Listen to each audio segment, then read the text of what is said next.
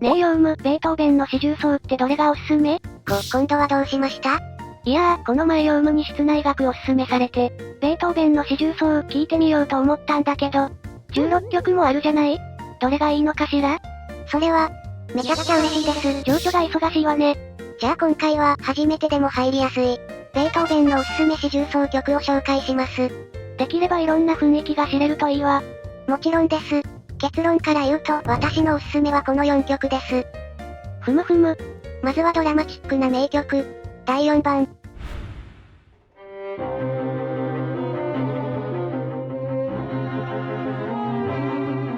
最初に紹介するのは弦楽四重奏曲第4番、破綻調。全16曲の中でもかなりドラマチックな一曲です。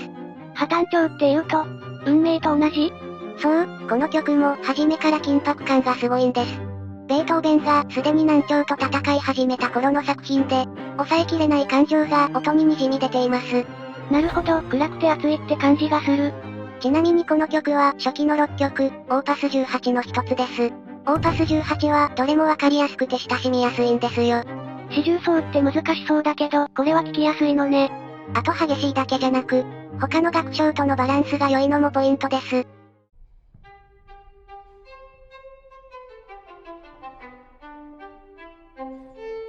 あら、可愛らしい。三拍子の軽やかな二楽章です。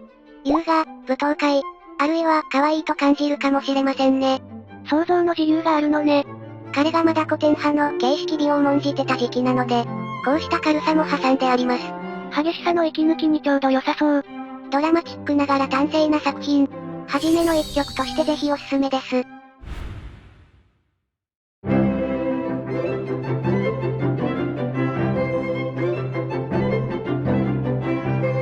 続いてはこちら、弦楽四重奏曲第9番。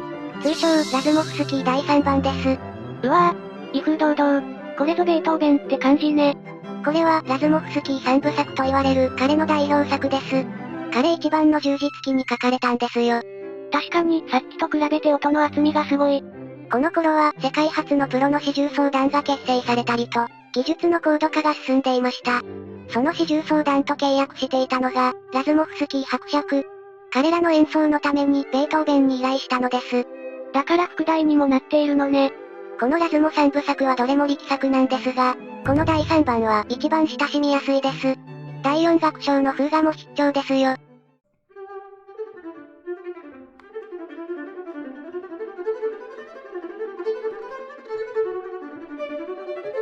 すごい、超高速ね。速いメロディーがまるで追いかけっこのように重なっていきます。まさにスリルと構築美の融合。演奏者の一糸乱れぬ弾き様も必見です。確かに生で聞くとまた緊張感がすごそう。この第9番、今回紹介する中では一番長いのですが、ベートーベンらしさも一番味わえると思います。いいじゃない、ベートーベンを聴きたい人におすすめね。ちなみに、ヨウムはこれ弾いたことあるの？ありますよ。おお、じゃあ4楽章もうまく弾けたのね。では次に行きましょうか。おい。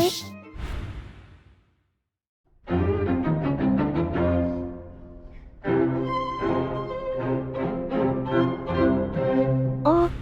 続いては、ぐっと引き締まった一曲です。弦楽四重奏曲第11番、通称、セリオーソ。セリオーソ？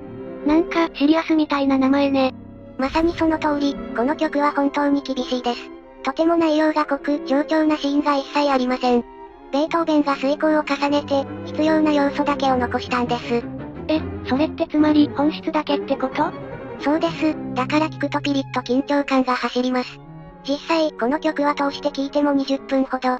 1楽章に至っては4分しかないです。でも確かに短いのは初心者にありがたい。そうですよね。あと実は、ベートーベン自身がこんな言葉も残しています。この曲は専門家のためのもので、公衆の前で演奏すべきではない。へえ、なんでこんなこと書いたのかしら？実は彼の曲は当時難しすぎて、奏者の準備不足による大失敗が続出したのです。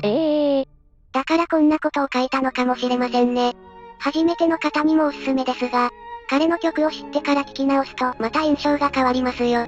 和声の深さ、楽器の使い方など、彼の言う通り本当に凝った曲なんです。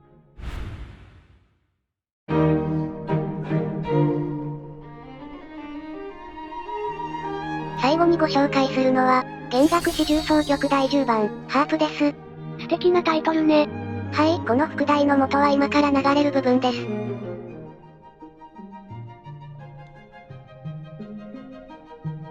わあ、綺麗なピチカート。この特徴的なピチカートがハープの由来になってるんです。全体的に柔らかくて優しい感じね。